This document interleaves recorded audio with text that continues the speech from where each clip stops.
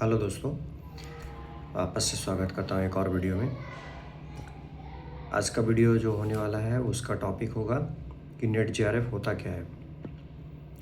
क्योंकि दिक्कत क्या है कि नेट जेआरएफ के बारे में यूट्यूब पर कंटेंट तो अवेलेबल है बहुत सारे, बट उसमें पूरा का पूरा जानकारी जो है सही तरीके से और कम टाइम में दिया नहीं गया है। स्पेशली जो है ये केमिकल साइंस में, दैट मीन्स केमिस्ट्री के बारे में होने वाला है।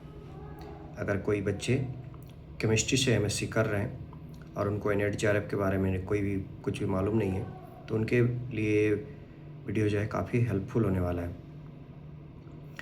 तो पहला तो बताते चले कि केमिस्ट्री को जो है नेट जेआरएफ में केमिकल साइंस के नाम से जाना जाता है।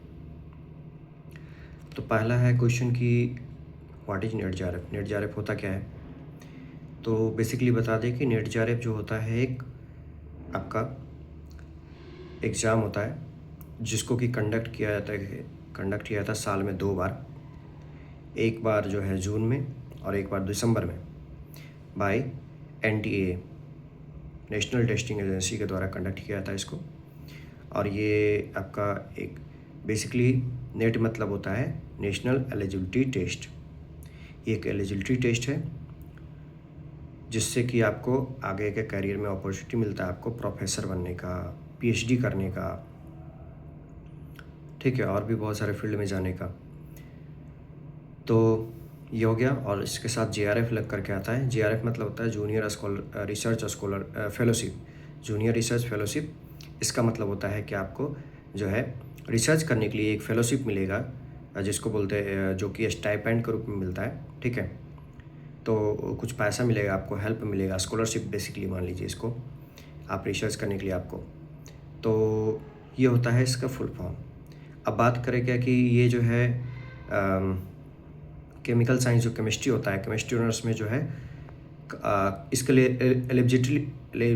इसके लिए योग्यता क्या है, एलिजिबिलिटी क्या है इसके लिए, एलिजिबिलिटी क्या है इसके लिए बेसिकली। तो एलिजिबिलिटी आपका है जो है आपको एमएससी कंप्लीट होना चाहिए आपका, ठीक है। वैसे अपेयरिंग में भी दे सकते हैं इसको, बट अपेयरिंग में दे सकते हैं और अपेयरिंग में फर्स्ट टाइम से ही दे सकते हैं। जैसे ही आप एमएससी में या पीजी में आप एडमिशन लेते हैं केमिस्ट्री के थ्रू, केमिस्ट्री सब्जेक्ट से, तभी से आप इसका फॉर्म भर करके आप एग्ज़ाम दे सकते हैं। लेकिन होता क्या है कि इसका वैलिडिटी जो स्टार्ट होता है वो स्टार्ट होता है आपका एमएससी कंप्लीट होने के बाद ही से ही, ठीक है। आप इसको यूज़ जो कर पाइएगा वो after completing the MSc complete होने के बाद ही यूज़ कर पाइएगा। अब ये साल भर में 2 बार एग्ज़ाम होता है आपका, सिंगल पेपर होता है इसमें, एक ही पेपर होता है, एक दिन में होता है, सिंगल दिन मतलब कि सिंगल पेपर होता है। और ये ऑनलाइन मोड में कंडक्ट होता है। ऑनलाइन मोड मतलब सीबीटी के रूप में टर्म में कंडक्ट होता है इसमें। और इसमें 3 घंटे का पेपर होता है ये। अब बात करते हैं क्या कि इसका जो है एज लिमिट क्या होता है, कोई एज लिमिट भी है क्या। तो जेआरएफ के लिए एज लिमिट है आपका अनरिजर्व कैटेगरी का जो है 28 है, 28 ईयर। और 5 ईयर का जो है रिलैक्सेशन मिलता है आपका, जिसको जो रिजर्व कैटेगरी में आते हैं, ओबीसी, एससी, एसटी और वुमेंस को। और इसमें जो है लेक्चरशिप मीन्स असिस्टेंट प्रोफेसर, जो कि जेआरएफ तो हो गया आपका रिसर्च स्कॉलरशिप, मतलब आगे आपको पीएचडी करना है उसके लिए आपको फंडिंग मिलेगा, उसके लिए हो गया। और आपका नेट जो होता है वो उससे बनते हैं हम लोग असिस्टेंट प्रोफेसर। तो उसके लिए जो होता है आपको कोई भी एलिजिबिलिटी नहीं होता है आपका, ठीक है। और उसको बोलते हैं एलएस मतलब लेक्चरशिप का डिग्री आपको मिलता है बेसिकली। क्या ऑल ओवर इंडिया में कहीं भी आपका असिस्टेंट प्रोफेसर का फॉर्म निकलता है, आप भर करके उसको पास कर करके आप बन सकते हैं असिस्टेंट प्रोफेसर। अब जेआरएफ बेनिफिट क्या होता है, इसमें सैलरी मिलता है फर्स्ट ऑफ ऑल, और इसमें 37,000 रुपीज़ पर मंथ सैलरी मिलता है आपका, जो कि फर्स्ट 2 ईयर्स के लिए होता है ये सैलरी। उसके बाद फिर आफ्टर दैट जो आप जैसे ही सीनियर हो जाइए, सीनियर रिसर्च फेलो, तो फिर आपका 42,000 42,000 रुपये पर मंथ आपका सैलरी बनेगा। और एचआरए साथ में अलग से मिलता है अगर आप बिग सिटी में है तो। एग्ज़ाम पैटर्न क्या होता है इसका, तो जैसा बताया एग्ज़ाम पैटर्न इसका ऑनलाइन होता है सीबीटी मोड में, ड्यूरेशन होता है 3 आवर्स का। और टोटल मार्क्स कितना होता है, देखिए टोटल मार्क्स जो हम लोग को पूछा जाता है वो 360 मार्क्स का पूछा जाता है, ठीक है, जो कि 120 क्वेश्चन का होता है। 120 क्वेश्चन 360 मार्क्स का होता है। उसमें से हम लोग को अटेम्प्ट कितना मार्क्स का करना है? 200 मार्क्स का अटेम्प्ट करना है, ठीक है। पूछा जाता था 360 का, बट उसमें अटेम्प्ट करना हम लोग को 200 मार्क्स का। अब बात करते हैं कि ये क्या होता है, कैसे होता है।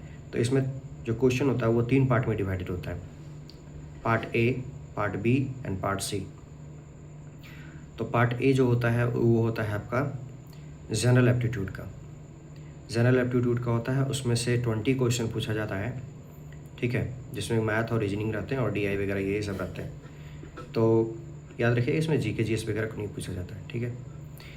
तो जनरल एप्टीट्यूड का हो गया, इसमें से 20 क्वेश्चन पूछा जाता है, उसमें से अटेम्प्ट हमको लोग को 15 क्वेश्चन करना है, और ईच क्वेश्चन जो है कैरी करता है 2 मार्क्स। 2 मार्क्स का हर एक क्वेश्चन होता है ये पार्ट ए का है। पार्ट बी में आपका होता है, ये केमिस्ट्री से पूछा जाता है। तो इसमें कंसेप्चुअल बेस्ड जो कोर केमिस्ट्री होता है उसी से पूछा जाता है। इसमें 40 क्वेश्चन जो है आपको रहते हैं, जिसमें से अटेम्प्ट करना है आपको 35 क्वेश्चन। 2 मार्क्स का ये भी क्वेश्चन रहते हैं, ठीक है, 2 मार्क्स का हर एक क्वेश्चन रहता है। अब बात करें पार्ट सी, जो कि सबसे ज़्यादा मार्क्स का पूछा जाता है और सबसे ज़्यादा ये स्कोरिंग पार्ट भी रहता है। 60 क्वेश्चन पूछा जाता है इसमें, जिसमें हर एक क्वेश्चन जो है 4 मार्क्स का होता है। तो 64 जाता है 240 मार्क्स। 240 मार्क्स का जो है ये पार्ट होता है। अब इसमें से आपको 100 मार्क्स का कम से कम अटेम्प्ट करना है, मतलब 100 मार्क्स का मैक्सिमम अटेम्प्ट करना है आपको, ठीक है। तो ये हो गया आपका 100 मार्क्स का अटेम्प्ट करना, मतलब 25 से 25 क्वेश्चन इसमें अटेम्प्ट करना है आपको। तो ये टोटल मिलाकर के 120 क्वेश्चन, जिसमें से 75 क्वेश्चन आपको अटेम्प्ट करना है और 200 मार्क्स का आपका अटेम्प्ट करना है, ठीक है। इससे ज़्यादा का कीजिएगा तो कोई फ़ायदा नहीं है। इतना ही में आपको स्कोर जो बनेगा, इतना ही में काउंटिंग जो होगा ऑफ 10 मार्क्स इतना ही में होगा 200 में से। अब नेगेटिव मार्किंग कैसे होता है? नेगेटिव मार्किंग जो 25% मतलब 1/4 का आपका नेगेटिव मार्किंग होता है इसमें, ठीक है। और बात करें क्या कि आपका सिलेबस क्या होता है, तो सिलेबस जो होता है इसमें physical chemistry, inorganic chemistry, organic chemistry, ये तीनों मिला करके आपका केमिस्ट्री से होता है। और साथ ही साथ बात करें तो एक जनरल एप्टीट्यूड का आपका पेपर होता है, ठीक है। अब जो है साल भर में 2 बार एग्ज़ाम होता है इसका और सिंगल पेपर होता है। अब जून और दिसंबर में एग्ज़ाम होता है इसका।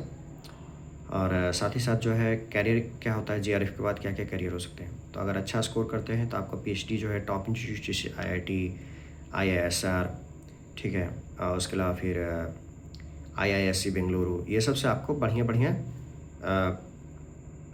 इंस्टीट्यूट से आपको मिलेगा आपको अपॉर्चुनिटी पीएचडी करने का। और फिर उसके अलावा साइंटिस्ट भी बन सकते हैं आप, रिसर्चर भी बन सकते हैं आप, ठीक है, रिसर्च फील्ड में जाने का मौका पड़े। और कुछ कॉलेज प्रोफेसर तो है ही, कॉलेज प्रोफेसर तो आप बन ही सकते हैं उसमें। तो ये तो सबसे बेस्ट ऑप्शन है आपके लिए। अगर उधर नहीं हुआ तो कॉलेज प्रोफेसर आराम से बन सकते हैं इसमें। अगर गवर्नमेंट नहीं तो प्राइवेट में भी रख लेते हैं लोग, अच्छा खासा सैलरी होता है।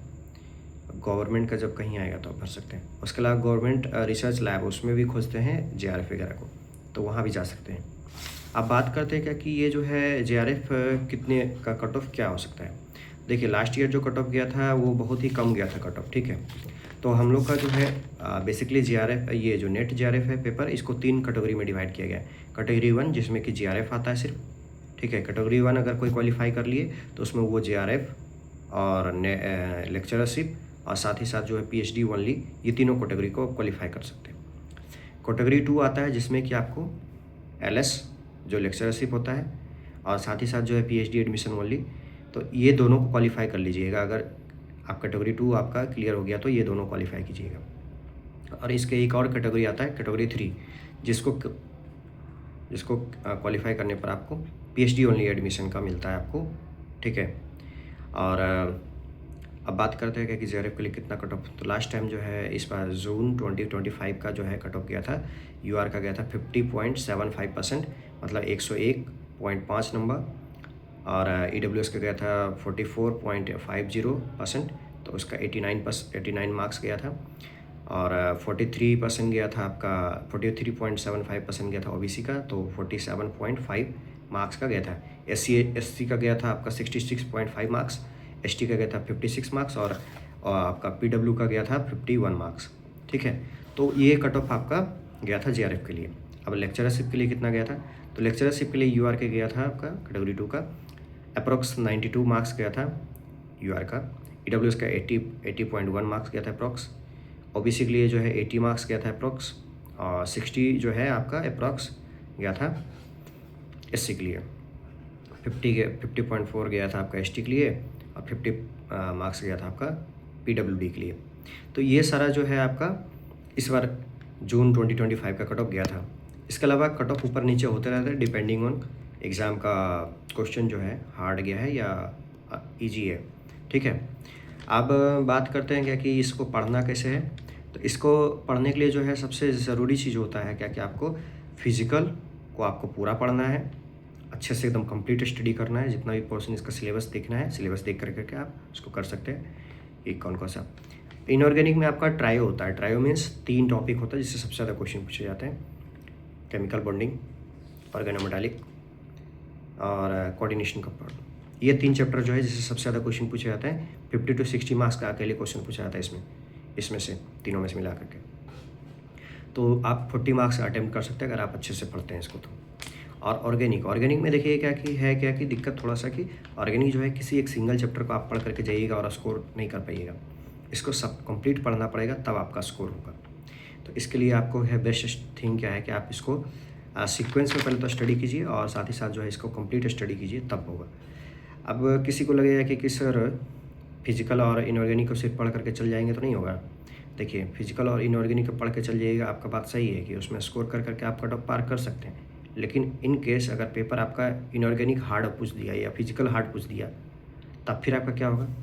तो इसलिए आप ऑर्गेनिक को भी कंप्लीट पढ़िएगा आप, ठीक है। और भी कोई अगर डाउट होगा आपका इसको रिगार्डिंग में कि जैसे अभी बिहार का असिस्टेंट प्रोफेसर आने वाला है वैकेंसी, मतलब ऐसा चर्चा है कि बिहार में असिस्टेंट प्रोफेसर वैकेंसी बहुत जल्द आने वाली है। तो उसमें बच्चों का है क्या कि सर बेट लेगा या फिर ये सारा चीज़ें। तो मेरे हिसाब से क्या कि अगर आप नेट क्वालिफाई कर लेते हैं तो आपको झंझट ही नहीं है किसी चीज़ का झंझट नहीं है ना। आपको आंदोलन करना पड़ेगा ना कुछ करना पड़ेगा। और साथ ही साथ आपको ये भी पता होना चाहिए एग्ज़ाम मोड अगर कंडक्ट होगा आपका असिस्टेंट प्रोफेसर में तो फिर आप नॉलेज कहाँ से लाइएगा। फिर उसके लिए जो अभी नेट में आप प्रिपरेशन कीजिएगा सब्जेक्ट का अपना केमिस्ट्री का, वही आपका जो है वहाँ पर काम आएगा। अदरवाइज़ आप सोचिएगा कि 2-3 महीने में हम कर लेंगे कंप्लीट, तो वो नहीं होने वाला आपका। क्योंकि केमिस्ट्री जो है बहुत ही डीप सब्जेक्ट है, बहुत ही ज़्यादा इसमें एमएससी लेवल का आप पढ़ रहे हैं। कोई मजाक नहीं है ना कि 10th लेवल का पढ़ लिया, याद कर लिया, रट लिया, हो गया, बात खत्म। नहीं, तो आप लोग ध्यान रखिए कि नेट क्वालिफाई सिर्फ नेट नहीं होता है।